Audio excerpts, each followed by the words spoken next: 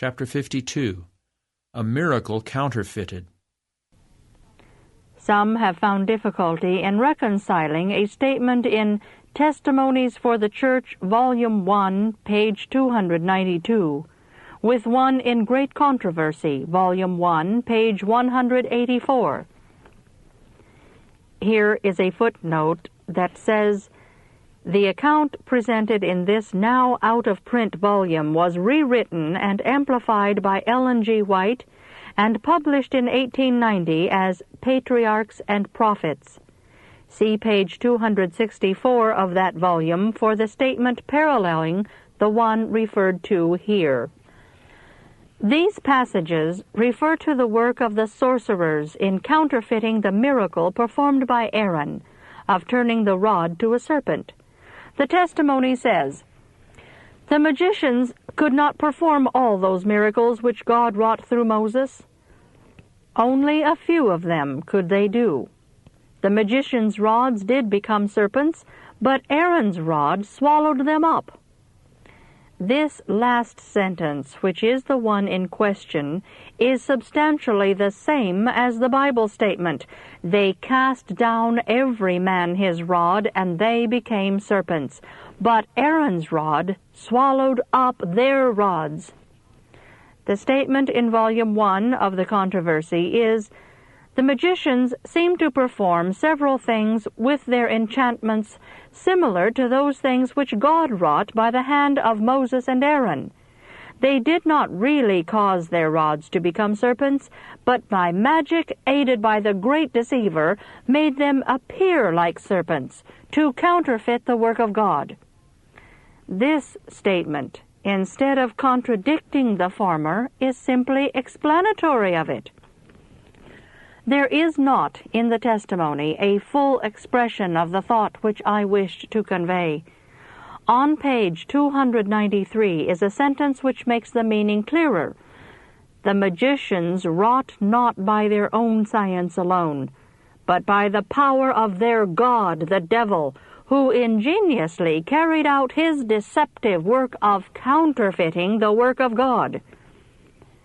Moses, by the power of God, had changed the rod to a living serpent. Satan, through the magicians, counterfeited this miracle. He could not produce living serpents, for he has not power to create or to give life. This power belongs to God alone. But all that Satan could do, he did. He produced a counterfeit.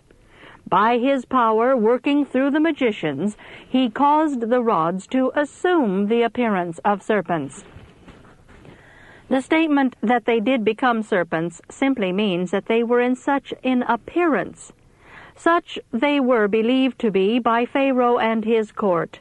There was nothing in their appearance to distinguish them from the serpent produced by Moses and Aaron, but while one was real, the others were spurious, and the Lord caused the living serpent to swallow up the pretended ones. Pharaoh desired to justify his stubbornness in resisting the divine command. He was seeking some excuse to disregard the miracle which God had wrought through Moses. Satan gave him just what he wanted.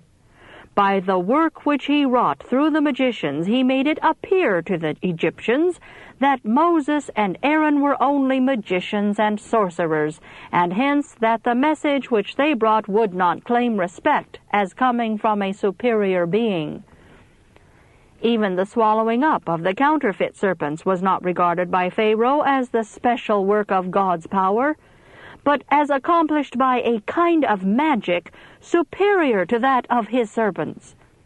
Thus this counterfeit work emboldened him in his rebellion, causing him to fortify himself against conviction.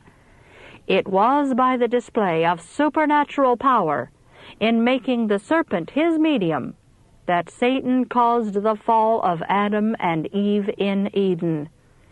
Before the close of time, he will work still greater wonders.